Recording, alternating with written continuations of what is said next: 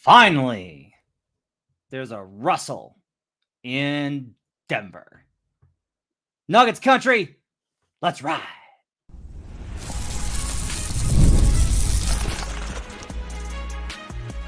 You are Locked On Nuggets, your daily Denver Nuggets podcast.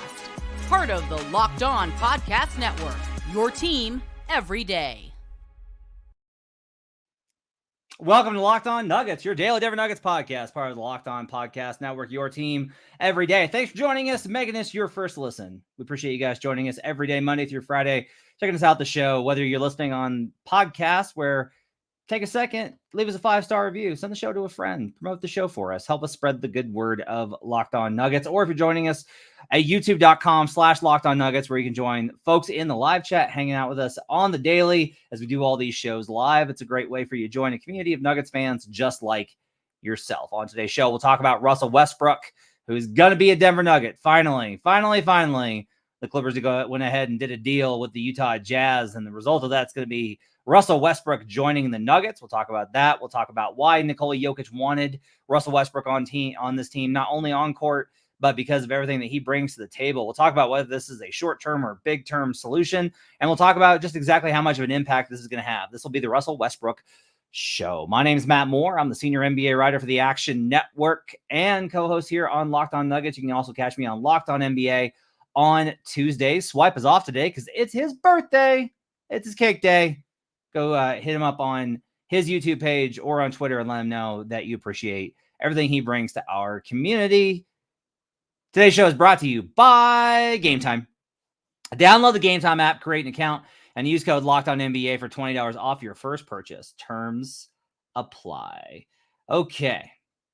Lots of folks hanging out with us here in the chat. We'll get into all of your questions and stuff like that. I do not have any answers on why Jalen Pickett left the Summer League game after the second quarter with a 0-0-0-0-0 line. May have just been time to go ahead and shut him down for whatever reason. We'll talk about that briefly at the end of the show. But the lead today, the Los Angeles Clippers agreed to a deal sending Russell Westbrook to the Utah Jazz.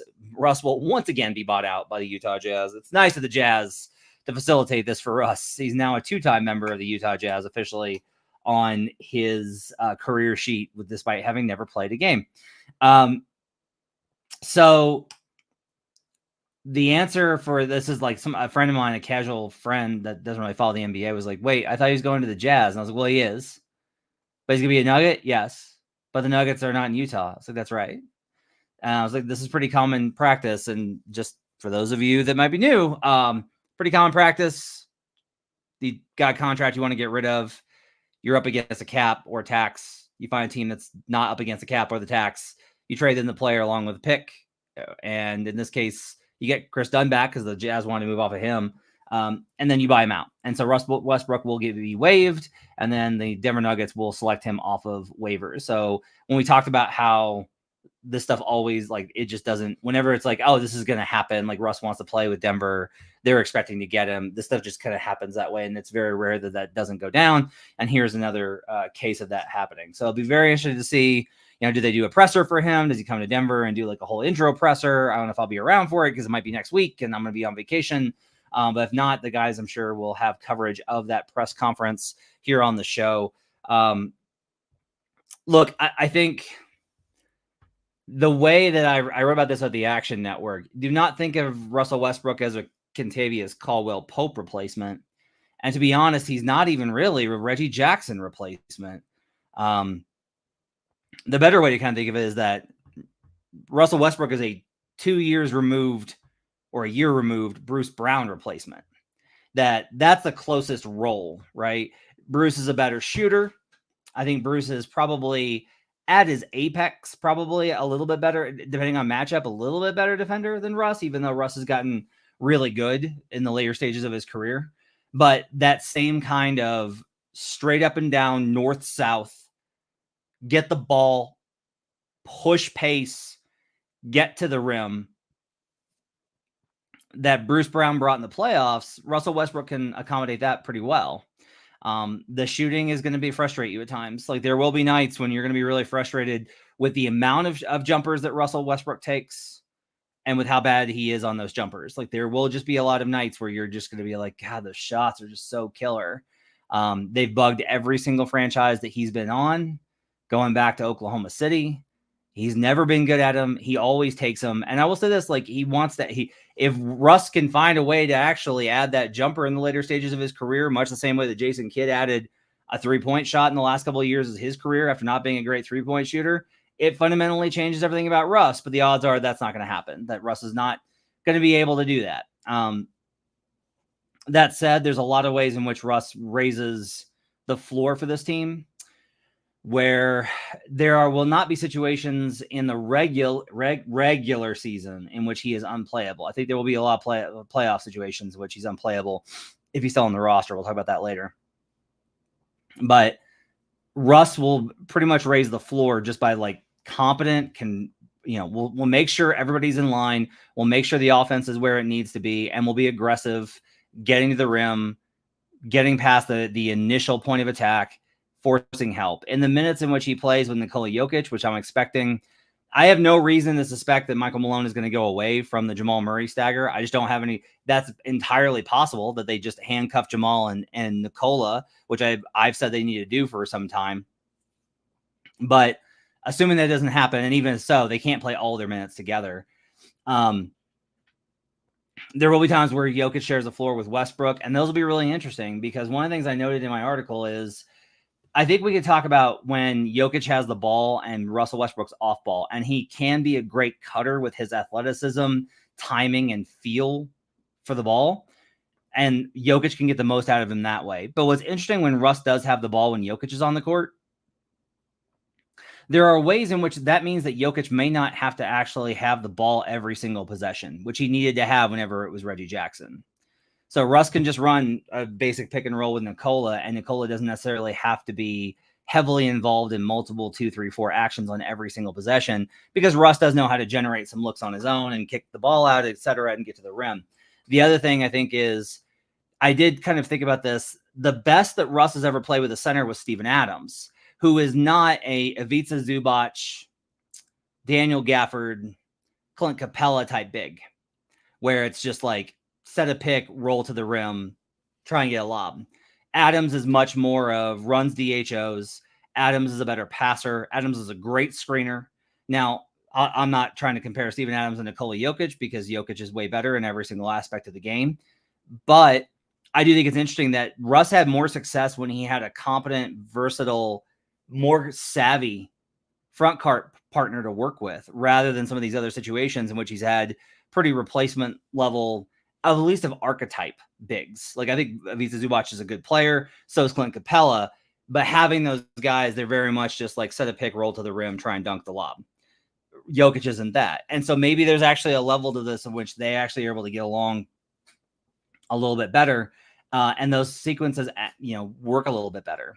The Russ, Jamal, Jokic lineups I'm going to be very interested in because it provides you an opportunity for Jamal maybe to work a little bit more off ball and get to his 3-point shot a little bit more and not just have to spam 2-man action, which got to be a little bit of a problem last year. John says Adams is better at setting picks. He sets harder picks. I'm not sure that he is better than Nicole. I think they're about pretty even at setting picks. Nelson says if Russ comes in humble, he'll be an all-star again before Murray with Jokic. That is not true. Russell Westbrook is 36 years old, Nelson. He's 36. It has been 4 seasons since he was an all-star. Russell Westbrook will not be an all-star this season. That will not happen. Get that out of your head right now. There's a lot of ways in which Jamal can benefit from this relationship, not only with the on-court stuff, but the off-court stuff. But I think it's going to take an openness from Jamal Murray, which I'm very curious to see if that happens. And that's also part of why I think it's so interesting that Nikola Jokic wanted Russell Westbrook on this team. We'll talk about that up next, plus what it means that Nikola Jokic did go ahead and make this, not request, but made it known that he would like Russell Westbrook to be added to the squad. What does that mean for this addition and the rest of the dynamic? We'll talk about that up next here on Locked On Nuggets.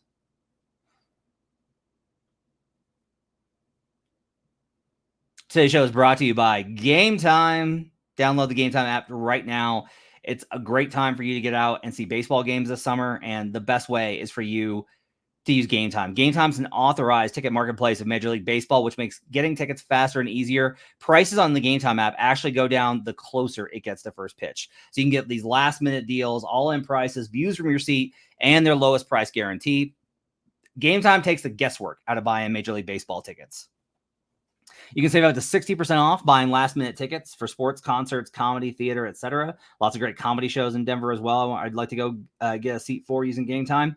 You can also, like I've mentioned before, the seat view is really great, and you can turn on all-in pricing to make sure you don't get caught off guard by all the fees and everything else. Take the guesswork out of buying Major League Baseball tickets with Game Time.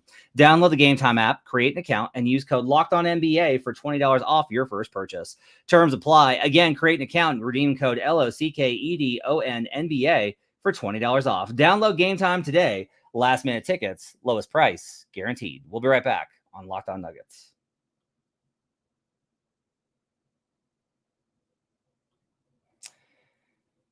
Back here on Locked On Nuggets. Thanks for joining us. Appreciate you guys being with us here on a Thursday. Glad to be with you. Sorry that the show is late. We had scheduling stuff come up, and I've had a lot of stuff going on. Tomorrow, Swipe will be with you, and he'll give you his thoughts on Russell Westbrook. Make sure that you pepper the comment section with questions about how he feels about Chris Dunn going to the Clippers. That was his guy he really wanted. Nelson says, someone remind Matt that being an all-star is still a popularity game. Okay, Nelson, but there's no reason for him to be more popular now than he was with the Los Angeles Lakers. Get out of here, Nelson. Come on now. I think that there's like a really interesting dynamic here with Jamal Murray. Hurricane says Matt loves all the old guys except for Russ, for shame. It's not that I don't look. I loved Russell Westbrook when he was with the Thunder. I thought like his first, 7 years were just so phenomenal. He was so underrated. Like I used to write about him as a serious MVP candidate next to Durant because there were a lot of seasons where I thought he was giving more than KD did. He was phenomenal. And I do like veterans, and I do think this is an upgrade, and I do think it's fine. I just think that that's the whole deal is like, it's a 36-year-old backup point guard who is better than their last one. It's fine. It's a pretty good deal. It's totally fine. There will be some stuff that comes with it, and that a lot of that has to do with, Russ's attitude. So I do want to make sure that I'm very clear about the attitude part of this. Russ is not Boogie. He is not Boogie Cousins. One of the things that frustrated me a lot about his Laker tenure and how he got scapegoated by certain individuals and agencies that are associated with the Lakers is that Russell Westbrook is universally lauded as a teammate and a person to be around in every stop he's had except the Lakers when it comes to anything that isn't media. So, and I will make comments about this because it's part of his public persona, but it doesn't matter. Like, it's way more important that Russell Westbrook is like kind and respectful and a loving and like warm presence and a positive force for the people that deal with him on a day-to-day basis for hours than it is that he does not like spending time with the media for 15 minutes every couple of days. It's way more important. Everyone in OKC loves the guy. Like they speak volumes about how great of a leader he is and how positive he is and how supportive he is. The teammates, the staff members, that he's just like a really great guy to be around. Houston, same deal. The Washington Wizards, same deal. The Clippers, same deal. Now he's constantly moved on because Russ only knows how to really play one way and he's never really adapted. And that's, reduced his ability to be an impactful player. But I gotta like really stress this, that Russ has a bad reputation for barking with fans and for his interactions in the media. But as far as like how he treats people on the team, it's nothing but positive. I've always heard that. But at the same time, Russ is a hyper competitive, as confident as you're going to find individual. And he's going to be aggressive in all phases. And he's going to go at the Nuggets from day one in practice. And he's going to go at Jamal. And he's going to challenge Jamal. And he'll challenge Joker. And he'll challenge Aaron. And he'll challenge Michael Malone. And the Nuggets have not really had that dynamic in the Jokic era. Paul Millsap was a quiet guy. He was a quiet veteran that did the job. They drafted Michael Porter Jr., who has a lot of thoughts on a lot of subjects that he shares on various platforms, but isn't like a barking, dominant alpha type personality. Aaron Gordon got here and wanted to find synergy and play good basketball next to Nikola. And like, as always, the team will always take on the personality of the best player, and that's Nikola. And Nikola is just not one for dramatics, histrionics, or for like super aggressive alpha male showboating. Like, that's not how he goes through life. I think he's pretty tough dude, but that doesn't mean that he's like showing it all the time. Russ is very emphatic, and he's going to challenge you, and he's going to bark, and he's going to do all these types of things. And there's a lot of ways in which I think you can argue the Nuggets could use that, and it could be a real positive. I don't think you can say like they really need that because they won a title without it. So I don't think that you could say they need it, but it's going to be an interesting dynamic because it can make you better. It can also breed a lot of conflict. If he and Malone butt heads and neither one's willing to shift and they're not willing to like find a common ground to work together, that might be a problem. If Russ is constantly challenging Jamal and that doesn't sit well with Jamal as like the franchise cornerstone guy in not a contract year, have gotten the extension by then. We don't know how that's going to go. I'm not saying it's going to go badly because it could go really great, but it's something to really watch. Like, this is just like an unknown variable that quite honestly, I haven't covered in the Jokic era. I haven't covered a personality like this in my entire time with the Nuggets.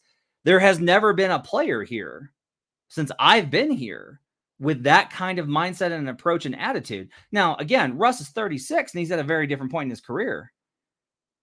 But I think it's like really going to be interesting to see how that kind of plays out.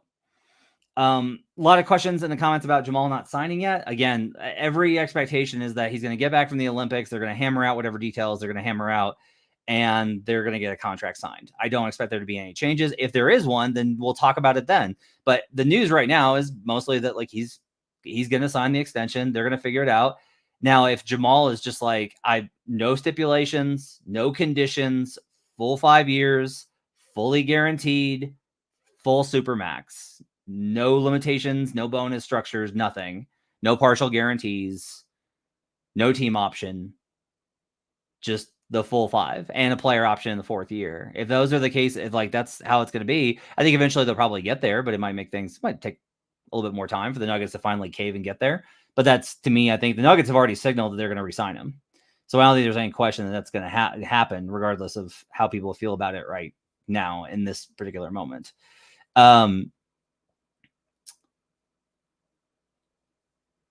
KM24 says, I feel like they don't want to give Jamal a guaranteed contract because of his performance these playoffs, and they're trying to protect their investment. I don't know that you can look at last year, which was essentially an extension contract year for Jamal, and say, well, he's better when you make him prove it. Like, you just showed that wasn't true. So maybe giving him the money gives him that assurance and then he plays better. And if you go like, well, that can't be true. Well, who's that true for? Jaylen Brown. Like, Jaylen Brown's a perfect example of this, where they gave Jaylen Brown the money and then Jaylen Brown was better than ever. So I think that's part of the equation here. Chris says, I think Westbrook has grown a lot over the years. I think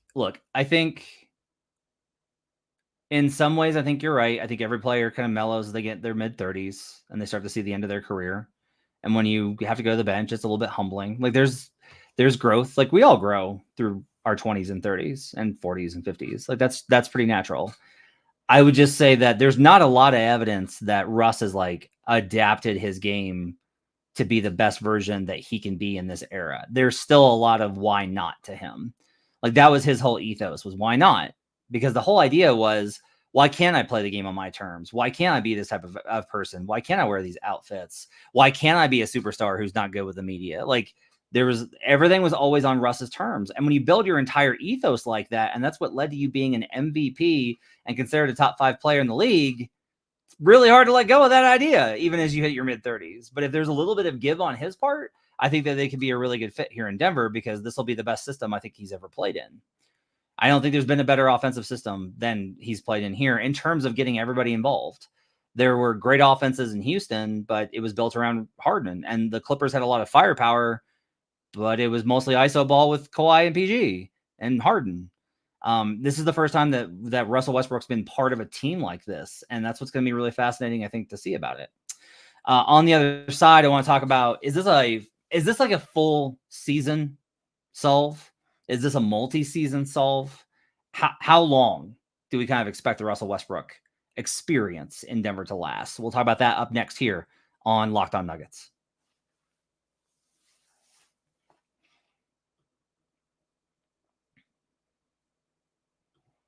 Final segment here on Locked On Nuggets. Thanks for joining us. Appreciate you guys being with us here on a Thursday night. Really, every time I say that, I really do mean it.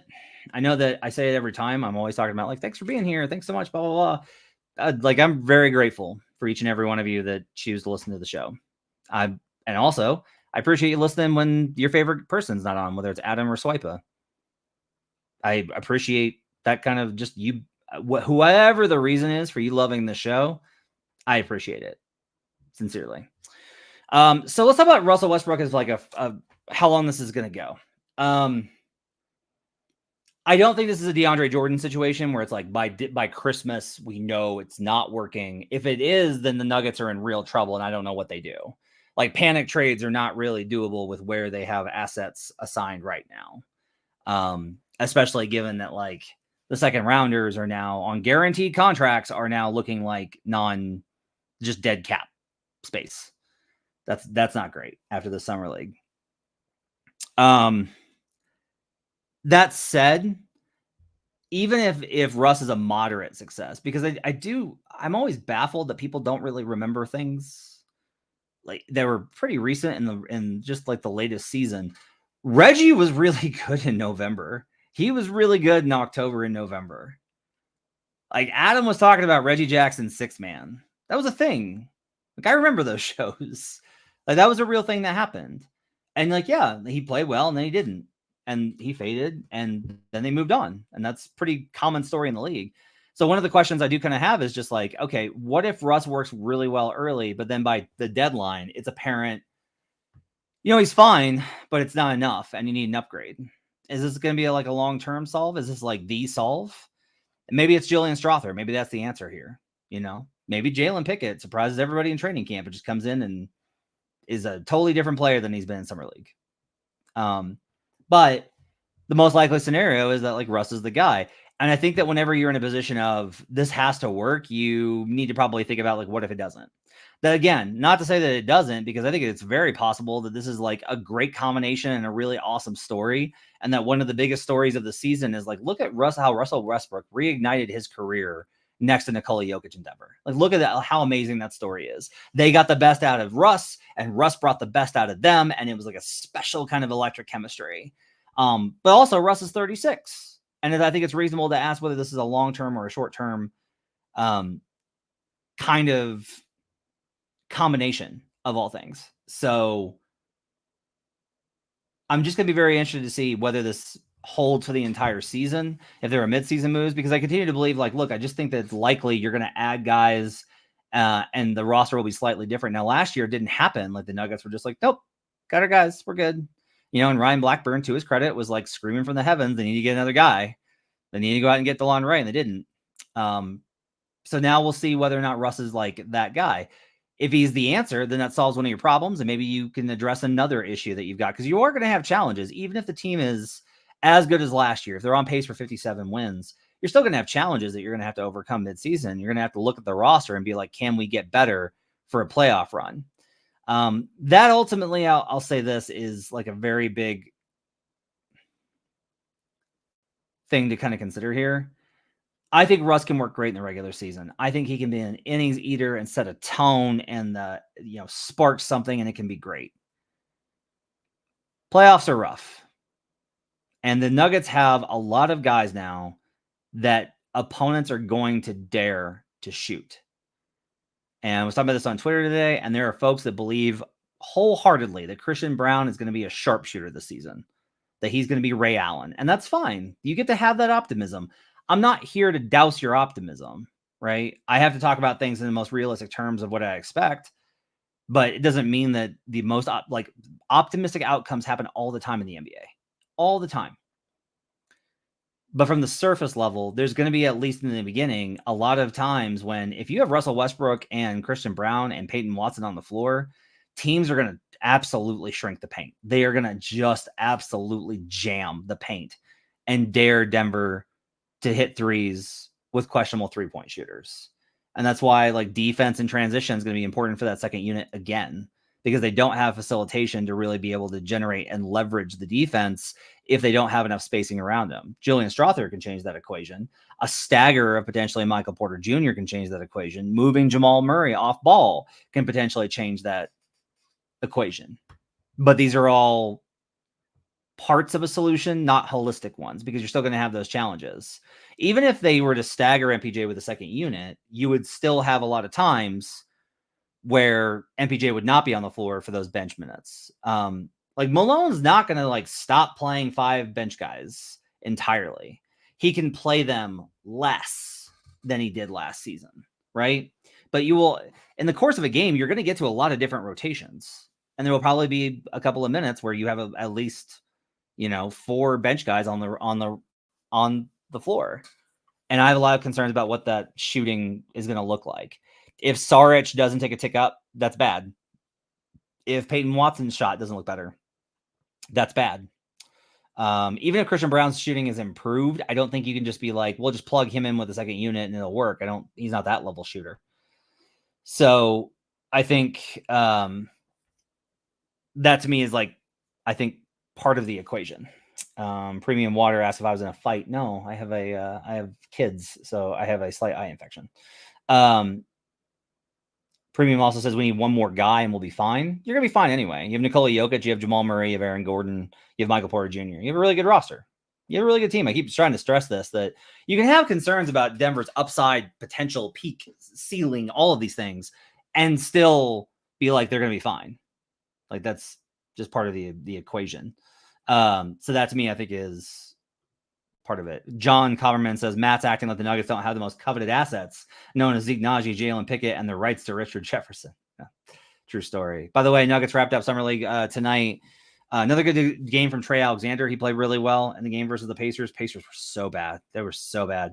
Jalen Pickett left in the second quarter. I'm going to imagine there's probably some sort of injury that kind of cramped up, but we'll see. We'll see if there's any sort of official news on him, and we'll try and get to those conversations if there's any sort of thing to happen. Chase says P. Watt has a good relationship with Russ. Not surprised at that. California guys tend to have those kind of dynamics sticking together.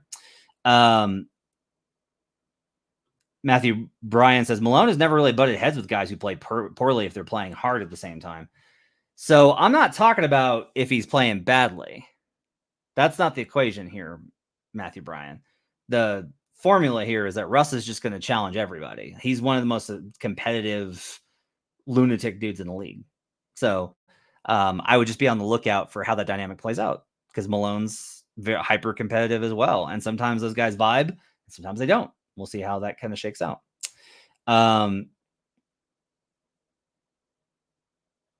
Okay.